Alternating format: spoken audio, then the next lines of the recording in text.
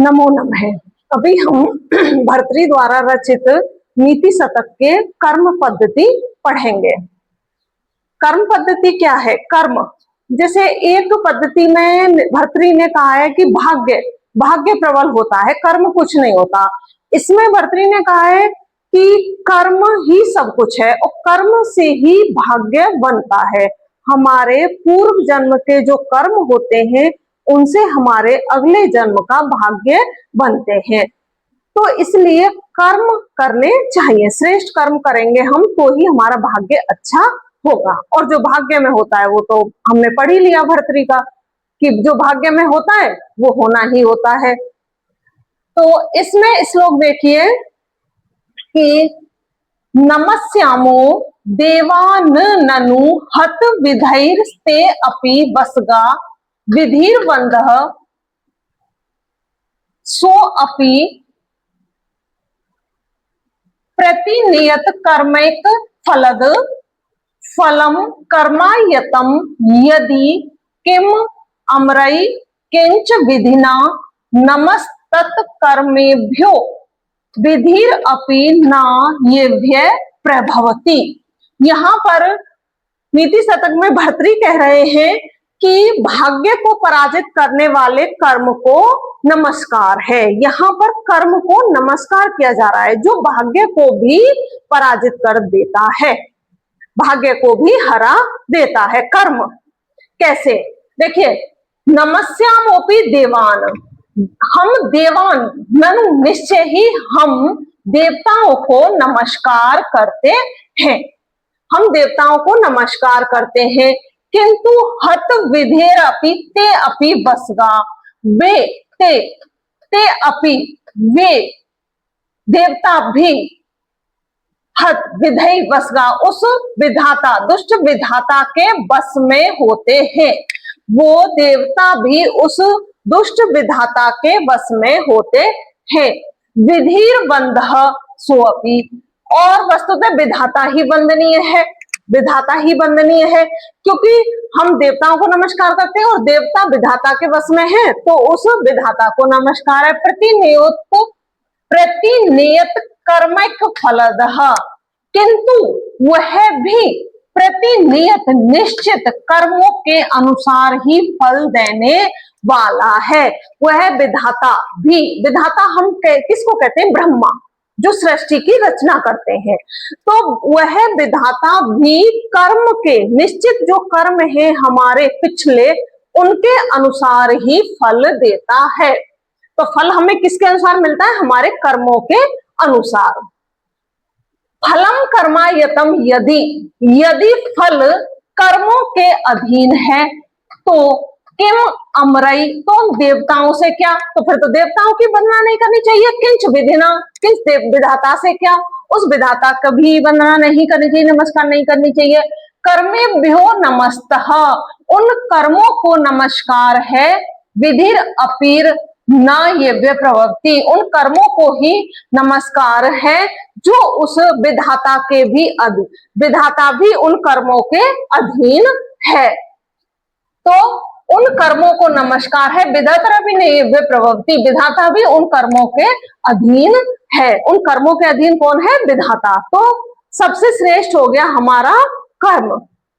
कैसे हुआ सबसे श्रेष्ठ कर्म? कि हम देवताओं को नमस्कार कर रहे हैं लेकिन वो देवता भी उस दुष्ट विधाता के अधीन है।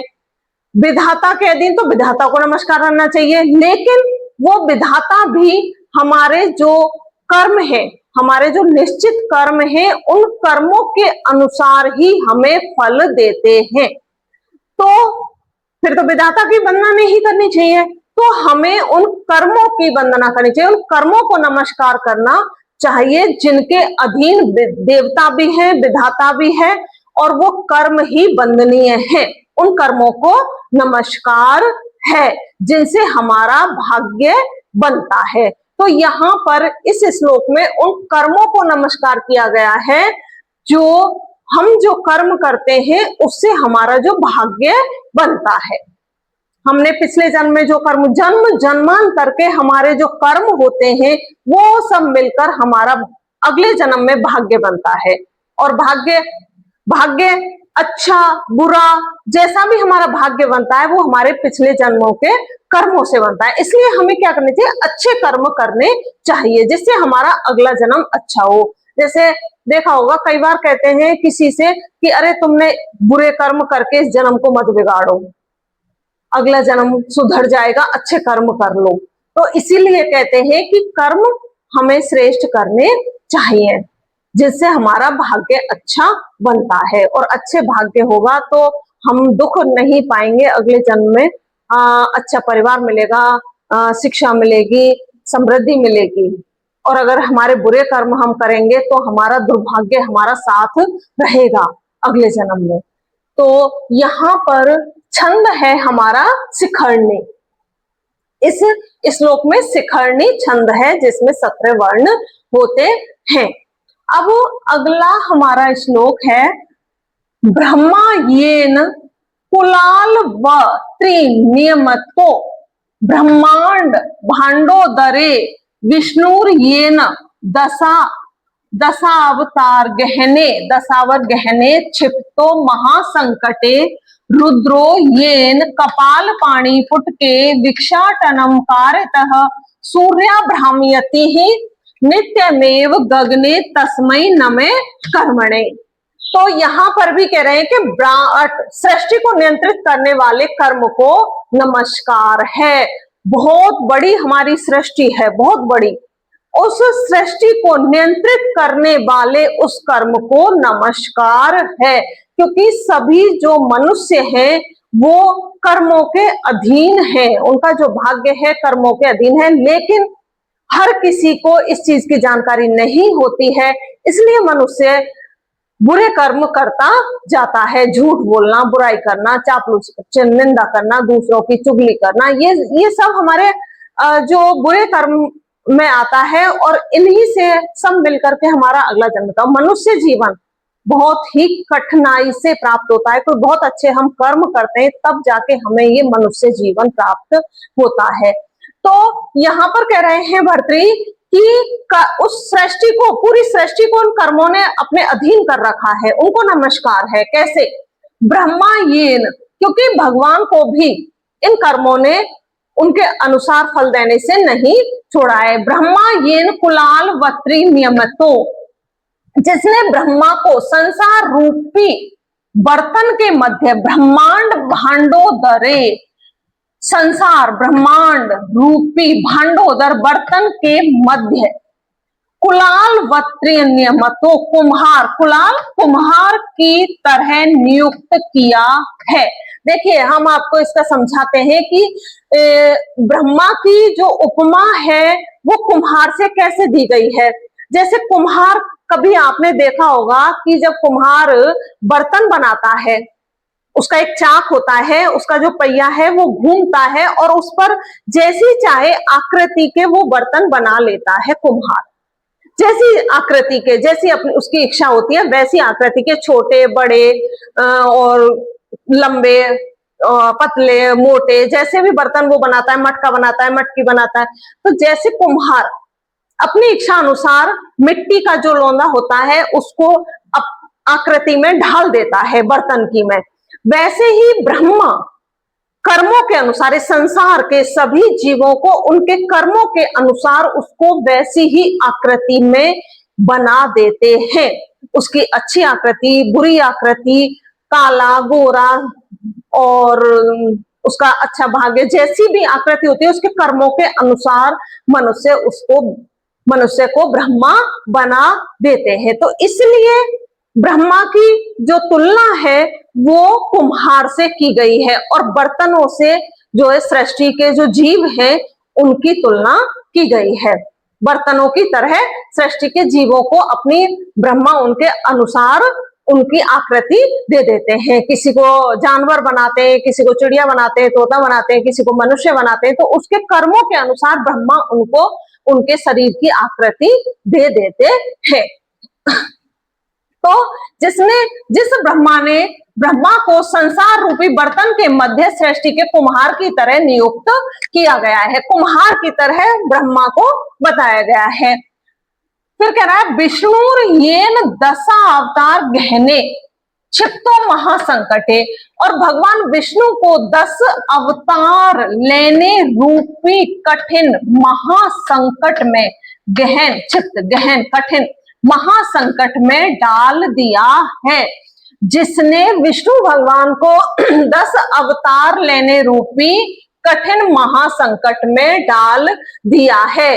भगवान विष्णु जो हमारे सृष्टि पे अवतार लेते हैं, एक युग के बाद जब एक युग समाप्त होने वाला होता है और सृष्टि पर प्रलय हो जाती है या सृष्टि पर पाप ज्यादा बढ़ जाते हैं, तब भगवान विष्णु अवतार लेते हैं सृष्टि का उद्धार करने के लिए।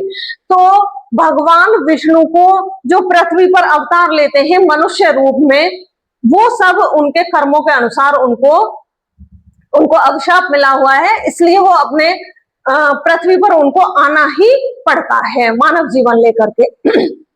रुद्रो येन कपाल पाणी पुटको भिक्षाटनम कारक, और जिस कर्म ने शिव जी को, भगवान रुद्र भगवान शिव को कपाल पाणी पुटके, कपाल यानी कि उसका खप्पर का, जो खप्पर का कपाल लेकर भीख मांगने के लिए, भिक्षाटनम कारक, भीख मांगने के लिए भ्रमण कराया है। भगवान शिव हाथ में जो कमंडल है वो उसका खाल का बना हुआ है, उनके चमड़े का बना हुआ है, तो उस अपने उस खप्पर में, कपाल में भीख मांगने के लिए घूमते हैं, उनको घुमा दिया है कर्मों ने शिव जी को। तो भगवान शिव को खप्पर हाथ में लेकर भिक्षाटन के लिए, भिक्षा मांगने के लिए भ्रमण करा दिया है उस कर्म ने। सूर्य भ्राम्यति नित्यमेव गगने, और सूर्य आकाश में, सूर्य भ्राम्यति घूम रहा है, नित्यमेव गगने प्रतिदिन आकाश में घुमा रहा है, और जो सूर्य को आकाश में नित्य घुमा रहा है, तस्मै नमः कर्मणे, उस कर्म को नमस्कार है, उस कर्म को नमस्कार है। तो यहाँ पर कर्म को नमस्कार किया जा रहा है। कैसे किया जा रहा है वो आप जानते हो कि ब्रह्मा जी हैं वो कुम्हार की तरह, और मनुष्य को जैसे कुम्हार बर्तनों को अपने उस चाक पर बर्तनों की मिट्टी से बर्तनों की मनचाही आकृति देता है, वैसे ही ब्रह्मा जी मनुष्यों को उनके कर्मों के अनुसार उनको आकृति बना देते हैं। और भगवान विष्णु क्या है, 10 अवतार लेकर के पृथ्वी पर आना पड़ता है। भगवान शिव को कपाल हाथ में लेकर, खप्पर हाथ में लेकर भिक्षाटन के लिए भ्रमण करना पड़ता है, और सूर्य आकाश में प्रतिदिन घूमता रहता है। तो उन कर्मों को नमस्कार है जिन कर्मों को भगवान को भी जिन कर्मों ने नहीं छोड़ा है। तो यहाँ पर जब भगवान भी उन कर्मों के अधीन है, उन कर्मों के वश में है, तो हम उस कर्मों को नमस्कार करते हैं जिन्होंने किसी भी मनुष्य को नहीं छोड़ा है। इसलिए हमें अच्छे कर्म करने चाहिए। इसमें छंद है हमारा शार्दूल विक्रीडतम, शार्दूल विक्रीडतम छंद है, और इसमें अलंकार रूपक और उपमा है। रूपक और उपमा दोनों ही अलंकार है इसमें। तो ये तो संसार रूप कुलाल वक्त्र ब्रह्मांड भांडोर, तो ये इसमें आ जाएगा हमारा कुलाल वक्त्री नियमतो ब्रह्मांड भांडोदरे, ब्रह्मांड रूपी बर्तन में। तो यहाँ तो हो गया हमारा रूपक अलंकार। और जैसे यहाँ पर ये 10 अवतार गहने चित्तो, विष्णु ने 10 अवतार रूपी गहन महासंकट में डाल दिया है, यहाँ पर हमारा हो जाएगा इनमें उपमा अलंकार। तो देखिए उपमा अलंकार और शार्दूल विक्रीडतम छंद है इसमें। अब अगला श्लोक हम करते हैं। नैव आकृति फलती नैव कुलम न शीलम विद्यापि नैव न च यत्न कृतापि सेवा भाग्यानि पूर्व तपसा खलु संचितानि काले फलंती पुरुषस्य यत्येव वृक्षा। तो यहाँ पर कह रहे हैं कि वृक्ष की तरह कर्म भी समय आने पर फल देते हैं। जैसे वृक्ष है, पेड़ है, भाई पेड़ पर एक निश्चित समय पर फल आता है, पहले फूल आएगा फिर फल आएगा। तो ऐसा नहीं है कि हमने जब चाहा पेड़ से फल ले लिया, नहीं, पेड़ पर उसका एक निश्चित समय होता है, उस पर ही फल आता है। वैसे ही मनुष्य के जो कर्म है निश्चित समय आने पर ही फलीभूत होते हैं। मान लो हमने इस जन्म में हमने अच्छा कर्म किया है या बुरा कर्म किया है, तो उसका फल हमें अगले जन्म में मिलेगा, या पिछले जन्म में हम अच्छा कर्म करके आए हैं या बुरा कर्म करके आए हैं, उसका फल हमें इस जन्म में मिलेगा। कई बार आप लोग साथ जैसे कोई दुर्घटना होती है, बहुत बड़ी दुर्घटना हो जाती है, तो आप कहते हो कि पता नहीं कौन से कोई अच्छे कर्म हमारे आ गए थे जिसकी वजह से हम इतनी बड़ी दुर्घटना से बच गए, या हमारे साथ कोई बुरा होने से बच गया, अनहोनी होने से टल गई। तो ये क्या होता है, ये सब हमारे पिछले जन्म के कर्म होते हैं, जिनकी वजह से जो हमारे पिछले कर्म हैं उनसे हमारा जो हमें हमारी रक्षा कर रहे हैं, इस जन्म में हमारी रक्षा कर रहे हैं, हमारे अच्छे कर्म है।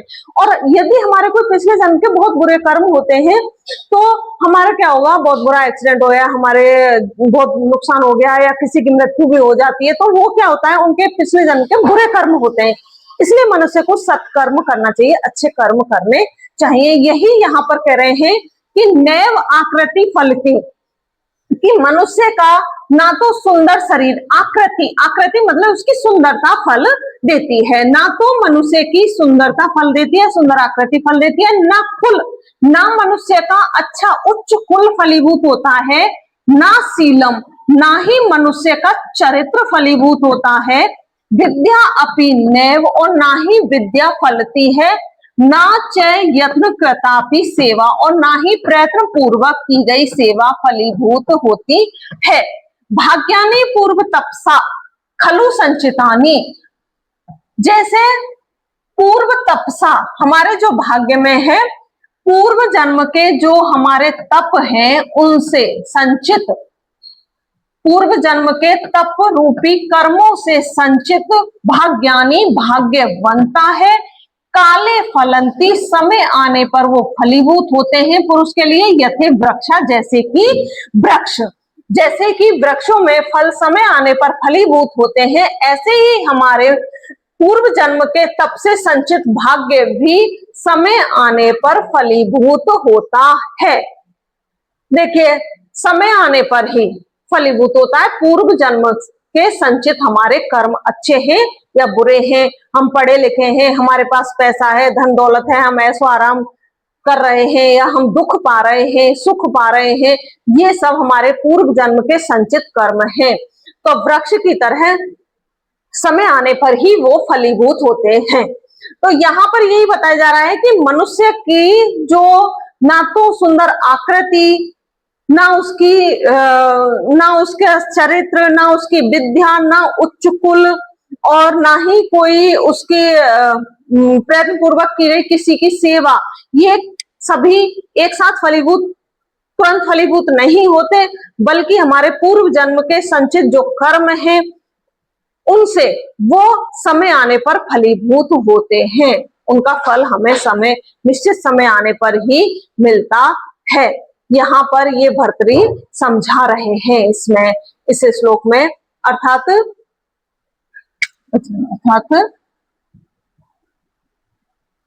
समय आने पर ही कर्म फलीभूत होते हैं, अर्थात एक निश्चित समय आने पर ही कर्म फलीभूत होते हैं। बसंत तिल का छंद है इसमें और उपमा अलंकार है, क्योंकि यहाँ पर उपमा दी गई है, और बसंत तिल का छंद है जिसमें 14 वर्ण होते हैं। तो ये हो गया। अब हम अगला श्लोक करते हैं। बने रणे शत्रु जला अग्नि मध्ये, जला अग्निम मध्ये महा अर्णवे पर्वत मस्तके वा सुप्तम प्रमत्तम विषम स्थितम वा रक्षन्ति पुण्यानि पुरा कृतानि। यहां पर कह रहे हैं कि हमारे जो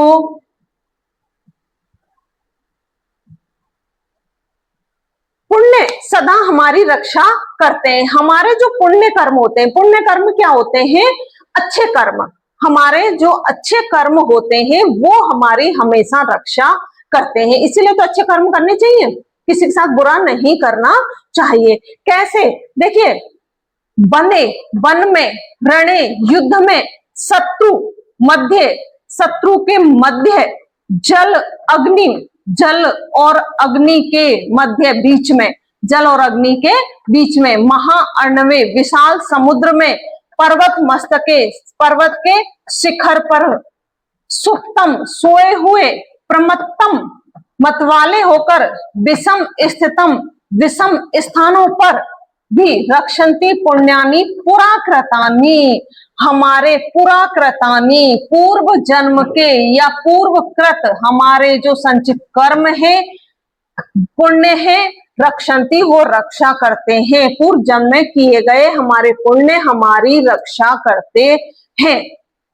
इस श्लोक में भर्तृहरि कह रहे हैं कि मनुष्य कहीं भी चला जाए, कहीं भी चला जाए, चाहे विदेश में चला जाए, देश में चला जाए, रेगिस्तान में चला जाए, पानी में चला जाए, आकाश में चला जाए, कहीं भी चला जाए, उसके जो पुण्य है वो हमेशा उसकी रक्षा करते हैं।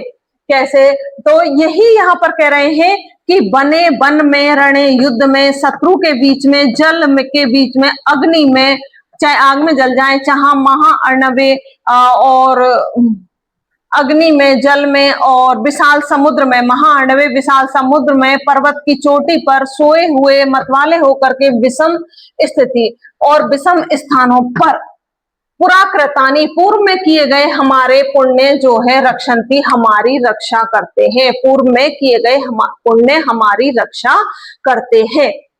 तो ये तो आपको पता चल गया कि हमारे द्वारा पूर्व में किए गए जो हमारे पुण्य हैं, हमारे अच्छे कर्म हैं, वो हमारी हमेशा रक्षा करते हैं। इसलिए हमें अच्छे कर्म करने चाहिए, दान आदि भी देना चाहिए, दान करना चाहिए, गरीबों को खाना खिलाना चाहिए, गरीब किसी जरूरतमंद को खाना दो, किस कपड़े दो, ये हमारे पुण्य में आते हैं। तो इसमें छंद है हमारा उपजाति, अलंकार है इसमें दीपक, दीपक अलंकार है इसमें। उपजाति छंद है, आप जानते हैं, इंद्रवज्रा और उपेंद्रवज्रा का मिश्रण होता है उपजाति छंद। अगला हमारा श्लोक है, या साधुश्च खलान करोति विदुषो मूर्खान् हेवित द्वेषणः प्रत्यक्षम कुरुते परोक्षम अमृतम हलाहलम तत्क्षणात् तम आराध्य सत्क्रिया भगवती भोक्तुं फल वांछितुम हे साधो व्यसनैर्गुणेषु विपुले स्वास्था व्रथा मां कृथा। यहां पर कह रहे हैं कि हमारे जो सत्कर्म ही महत्वपूर्ण होते हैं। सत्कर्म, सत्कर्म का मतलब है अच्छे कर्म, कुकर्म, कुकर्म होते हैं बुरे कर्म। तो सत्कर्म जो हमारे अच्छे कर्म हैं वो महत्वपूर्ण होते हैं, बहुत ही महत्वपूर्ण। कैसे होते हैं हमारे जो सत्कर्म हैं? या साधुश्च खलान करोति, जो हमारे अच्छे कर्म हैं वो दुष्टों को, खलान, दुष्टों को साधुश्च, साधु बना देते हैं, सज्जन बना देते हैं। तो जो अच्छे कर्म है वो दुष्ट व्यक्ति को, खलान दुष्ट व्यक्ति को सज्जन बना देते हैं। विदुषो मूर्खान, और जो मूर्ख व्यक्ति है उसको विद्वान बना देते हैं। द्वेषणम, और जो हमारा शत्रु है उसको हितैषी बना देते हैं। प्रत्यक्षम कुरुते परोक्ष, और जो परोक्ष होता है, जो दिखाई नहीं देता है, उस वस्तु को प्रत्यक्ष हमारे सामने कर देते हैं। अमृतम हलाहलम तत्क्षणा, तत्क्षण, क्षण भर में ही हलाहल, विष को अमृत कर देते हैं। तम आराध्य सत्क्रिया भगवती, उस भगवती सत्क्रिया को, हे सज्जनों, उस भगवती सत्क्रिया को नमस्कार है। भोक्तुम फलम वांछितम, जो फलों को भोगने के लिए, उसकी जो, हे सज्जनों, तुम इच्छित फल को भोगना चाहते हो तो ऐश्वर्यशाली उस सत्क्रिया को उपासना करो, सत्क्रिया को उपासना करो यदि तुम इच्छित फल भोगना चाहते हो। हे सज्जनों, यदि तुम इच्छित फल भोगना चाहते हो तो सत्क्रिया को नमस्कार करो। व्यसनई गुणेशु विपुलम आस्था वृथा। व्यसनई गुणेशु, व्यर्थ के व्यसनों में, दुर्गुणों में आस्था मत करो। वृथा मां कृता, व्यर्थ में ही आस्था मत करो। यानी कि जो दुर्गुण है, बुरे गुण हैं, उनमें व्यर्थ में ही आस्था मत करो। तो यहाँ पर कह रहे हैं कि सत्कर्म करने चाहिए मनुष्य को। सत्कर्म से उसकी जो परिस्थितियां हैं वो बदल जाती हैं। पल में क्या से क्या हो जाता है उसके मनुष्य के कर्मों से। कैसे होता है कि जो सत्कर्म क्या है, मनुष्य को क्षण भर में ही दुष्ट को सज्जन बना देता है, दुष्ट को सज्जन बना देता है, और जो मूर्ख को विद्वान बना देता है, मूर्ख व्यक्ति को विद्वान बना देता है। जैसे कालिदास, कालिदास पहले एक डाकू हुआ करते थे जो बहुत मूर्ख थे, लेकिन उन्होंने, उनके कोई सत्कर्म थे और उन्होंने भगवान की उपासना करी और वो डाकू से बहुत बड़े महाकवि बन गए। तो कहते हैं सत्कर्म, मनुष्य के सत्कर्म मूर्ख को भी विद्वान बना देते हैं, शत्रुओं को भी हमारा हितैषी बना देते हैं। जो हमारा शत्रु होता है वो हमारा मित्र बन जाता है। तो ये हमारे सत्कर्म होते हैं।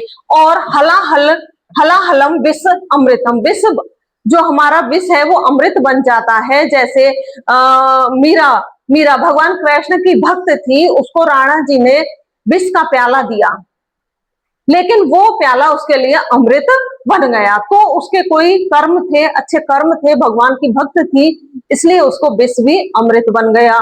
सांप भी उसके लिए फूलों का हार बन गया। तो जो कर्म है मनुष्य के वो उसके साथ होते हैं। तो वो कह रहा है परोक्ष वस्तु उसको तत्क्षण में प्रत्यक्ष बन जाती है। तो हे सज्जनों, यदि तुम भोक्तुम फलम वांछितम, यदि तुम इच्छित फल भोगना चाहते हो तो तम आराध्य सत्क्रिया, उस भगवती सत्क्रिया की आराधना करो, आराधना करो। हे साधो, व्यसनी दुर्गेशु विपुलम आस्था प्रथम। और जो व्यर्थ के व्यसन होते हैं, दुर्गुण होते हैं, उनमें आस्था मत रखो, व्यर्थ की आस्था मत रखो। ये यहाँ पर भर्तृ कह रहे हैं। इसमें छंद है शार्दूल विक्रीडतम, इसमें शार्दूल विक्रीडतम छंद है इस श्लोक में, शार्दूल विक्रीडतम। अब अगला श्लोक है हमारा, स्थाल्याम वैदुर्यमयाम पचती तिल कणास चंदने ईंधन ओघई सौवर्ण लांगलम अग्रही विलिखती वसुधाम अर्क मूलस्य हेतो कृत्वा कपूर खंडान व्रति मिहि कुरुते कोद्रबाणाम समन्तात प्राप्य माम कर्म भूमि न चरति मनुजो यस तपो मंद भाग्य। तो यहाँ पर कह रहे हैं कि सत्कर्म से विमुख होना मूर्खता है। हमें सत्कर्म करने चाहिए, उनसे हमें विपरीत नहीं जाना चाहिए। मतलब सत्कर्मों से विपरीत कौन से? बुरे कर्म। तो हमें बुरे कर्म नहीं करने चाहिए। तो इसमें कह रहा है कि वो जो भाग्यहीन मनुष्य, जो भाग्यहीन मनुष्य इस कर्म भूमि को प्राप्त करके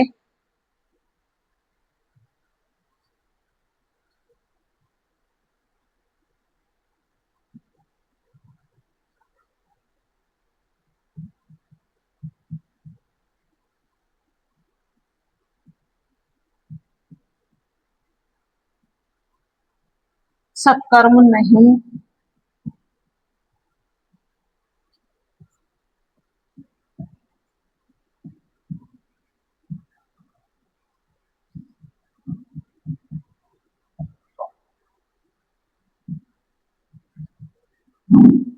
वह अभागा मनुष्य स्थाल्याम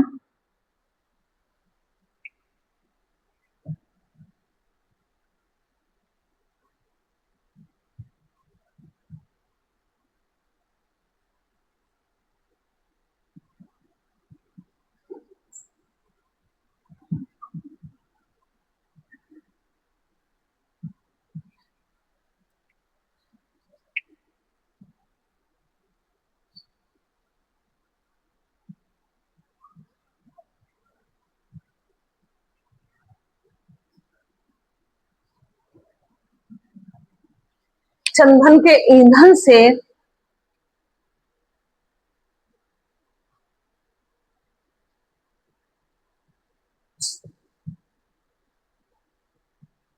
पकाता है, तिल को पकाता है। और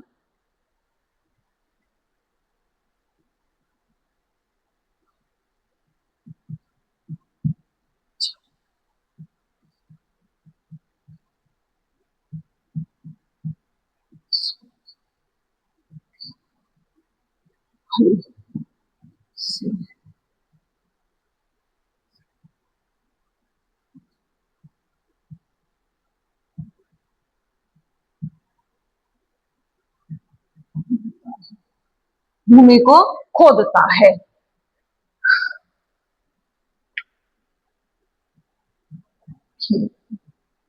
के चारों ओर कपूर के टुकड़ों से मेड़ बनाता है। मैं घेरा बनाता है। वो है मनुष्य अभागा होता है, वो है भाग्यहीन मनुष्य है जो मूल्यों को नहीं पहचानता।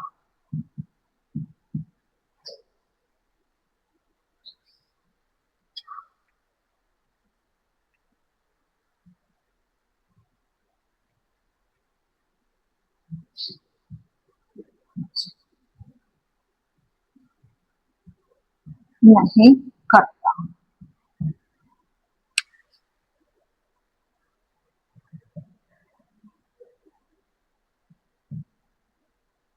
तो देखिए इसमें कह रहा है कि यहाँ पर जो अभागा मनुष्य, सत्कर्म से विमुख हुआ मनुष्य, उसको बताया जा रहा है वो मूर्ख होता है। कैसे मूर्ख होता है कि प्रप्येमाम प्राप्येमाम कर्म भूमि न चरति मनुजो यस्य तपो मंदभागी। जो इस कर्म भूमि को प्राप्त करके भी तपस्या नहीं करता है, सत्कर्म नहीं करता है, मंद भाग्य वह अभागा होता है।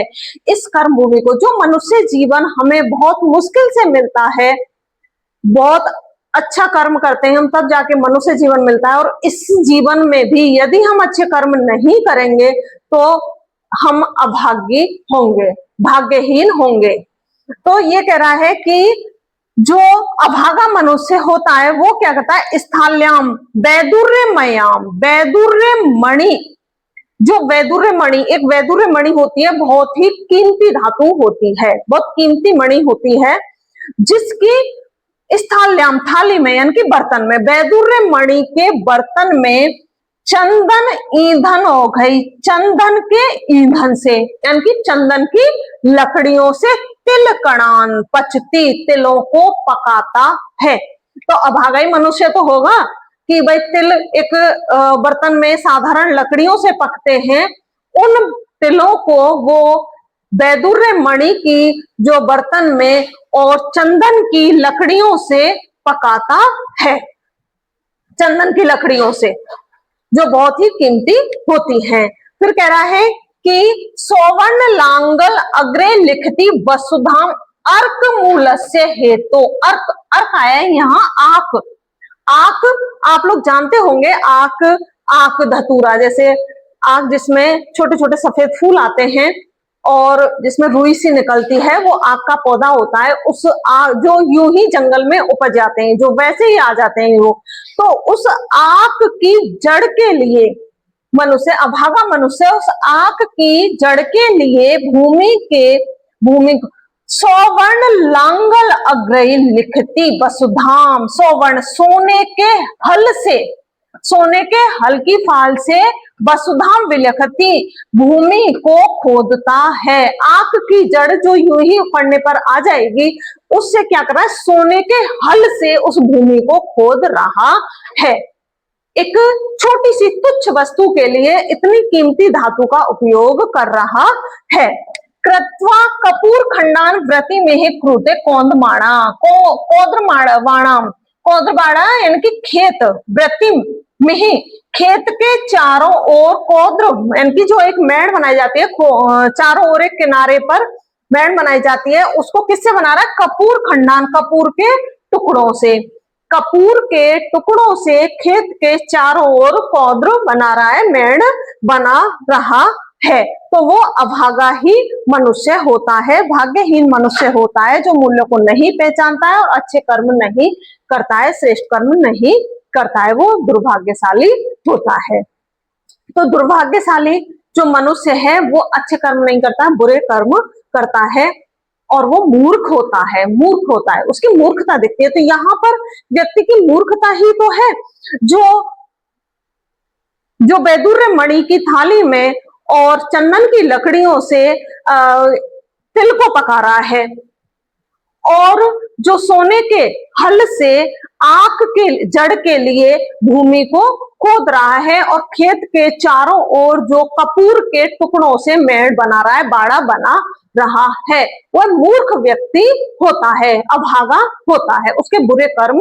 होते हैं, जो उल्टा काम करता है। कई बार आपने देखा होगा कि कुछ मनुष्य ऐसे होते हैं, वो उल्टे उल्टे काम करते हैं, जो सही काम ना करके गलत काम करते हैं, और गलत काम करके और फिर उन्हें नुकसान ही नुकसान होता है। तो इसलिए मनुष्य को सोच समझकर अच्छी तरह से ही कार्य करना चाहिए, कर्म करने चाहिए। यहाँ पर भर्तृहरि यही समझाना चाह रहे हैं कि मनुष्य को वस्तु की मूल्य समझकर, वस्तु की कीमत या मूल्य समझकर उसके अनुसार ही कर्म करने चाहिए। तो यहाँ पर हमारा श्रृंग्रा छंद है, इसमें श्रृंग्रा छंद। अब अगला श्लोक करते हैं। भीमम वनम भवति तस्य पुरम प्रधानम सर्वो जन स्वजनम उपयायति तस्य कृष्णा च भूर्भवति सन्निधि रत्नपूर्णा यस्य अस्ति पूर्व सुकृतम विपुलम नरस्य। यहाँ पर भर्तृहरि कह रहे हैं कि पूर्वकृत सत्कर्म से ही सब संभव हो जाता है। मनुष्य के जो पूर्व में किए गए उसके जो सत्कर्म है, अच्छे कर्म है, वो उसको उससे सारे कार्य, असंभव कार्य भी मनुष्य संभव कर देता है।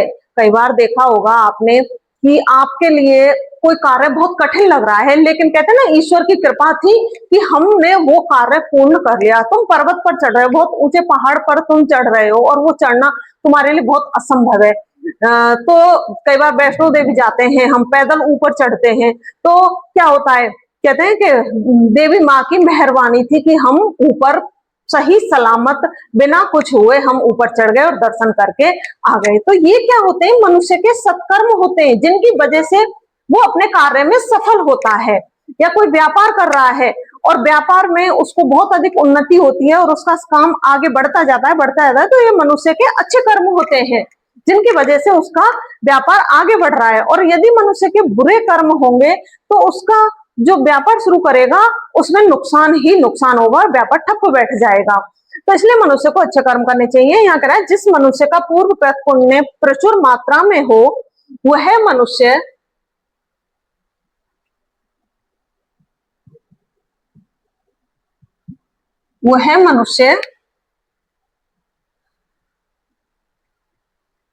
उस मनुष्य भीमम वनम भवति तस्य पुरम, भयंकर उस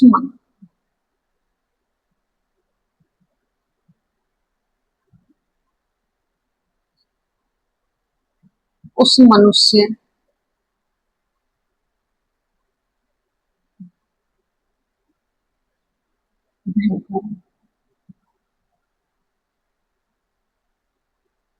जंगल, उस भयंकर जंगल भी परम प्रधान है। नगर बन जाता है उस मनुष्य।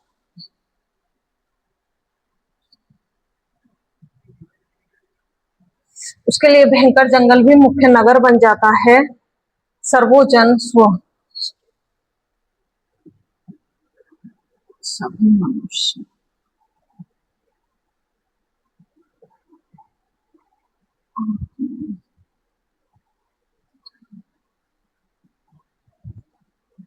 बन जाते हैं, सभी जन आत्मीय जन बन जाते हैं। पूर्ववर्ती सन्निधि तो पूर्णाम यस्यास्ति है, और जो संपूर्ण पृथ्वी पर सन्निधि रत्न और संपूर्ण पृथ्वी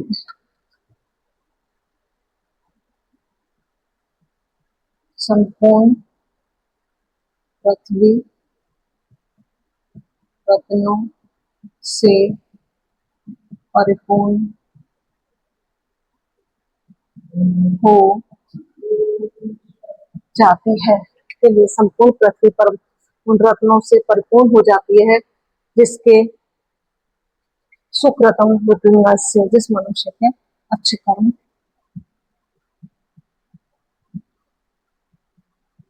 श्रेष्ठ कर्म होते हैं, जिसके श्रेष्ठ कर्म होते हैं।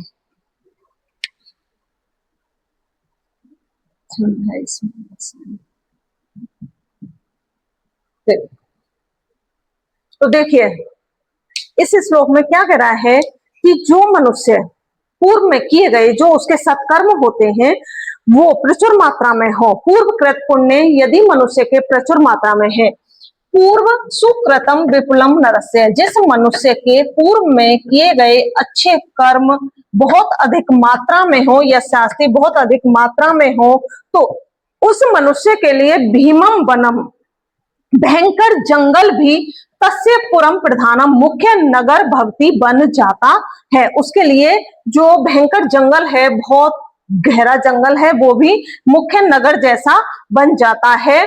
सर्वोजन स्वजनम उपयाति, और सभी मनुष्य सभी जन उसके लिए आत्मीय जन बन जाते हैं, अपने बन जाते, पराये भी उसके लिए अपने बन जाते हैं। कृष्णाचय भूर्भवती सन्निधि रत्न परिपूर्णा, और उसके लिए संपूर्ण जो पृथ्वी है रत्नों से परिपूर्ण हो जाती है, धन से भर जाती है। संपूर्ण जो पृथ्वी है वो धन देती है उसके लिए और रत्नों से परिपूर्ण हो जाती है। जिस मनुष्य के श्रेष्ठ कर्म होते हैं, अच्छे कर्म होते हैं, और उनका वह पुण्य प्राप्त करता है, जिससे वो सब कुछ संभव असंभव को भी संभव कर देते हैं। जो मनुष्य के श्रेष्ठ कर्म होते हैं वो असंभव को भी संभव कर देते हैं। यहाँ पर ये भर्तृहरि कह रहे हैं कि इसलिए मनुष्य को पूर्व जन्म में, इस जन्म में, अगले जन्म में जो भी हमारे पुण्य कर्म है उनसे ही हम आगे बढ़ते हैं। हमारे लिए परेशानी आती है या हमारे कार्य आसानी हो जाते हैं, आसान हो जाते हैं करने, वो सब हमारे पूर्वकृत जो कर्म है उनसे ही संभव होता है। पूर्व कृत पुण्य यानी कि पूर्व जन्मों में किए गए हमारे पुण्य। अब ये जीवन हमें मिला है, हमें पिछले जन्म में नहीं पता कि हमने क्या कर्म किए होंगे, लेकिन इस जन्म में जब हमें पता है, हम ज्ञान प्राप्त कर चुके हैं, हमें पता है कि हमें अच्छे कर्म करने चाहिए, बुरे कर्म करने से इसके दुष्परिणाम होंगे।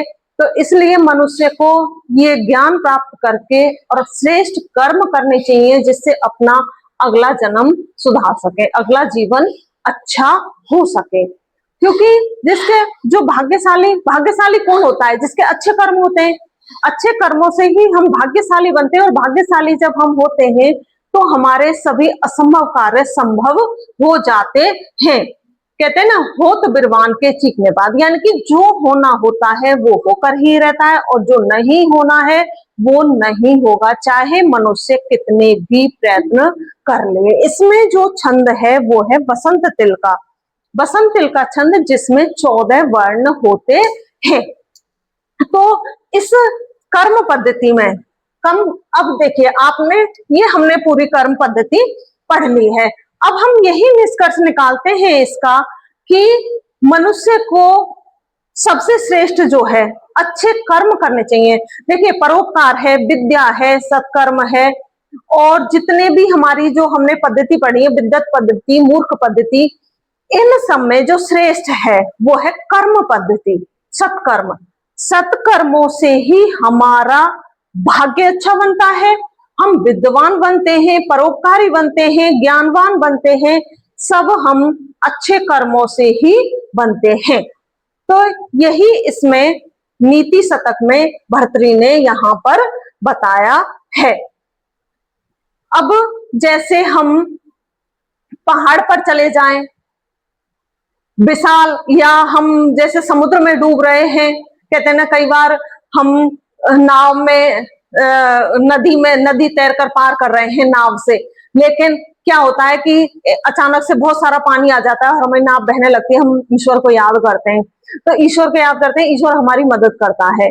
कैसे करता है कि वो हमारी नाव को अच्छी जगह ले जा, किनारे ले जाकर खड़ा कर देता है। तो ये क्या होता है, हमारे पूर्व जन्म के जो कर्म हैं, हमारे अच्छे कर्म हैं तो ईश्वर भी हमारा साथ देता है। इसलिए हमें श्रेष्ठ कर्म करने चाहिए, सत्कर्म करने चाहिए।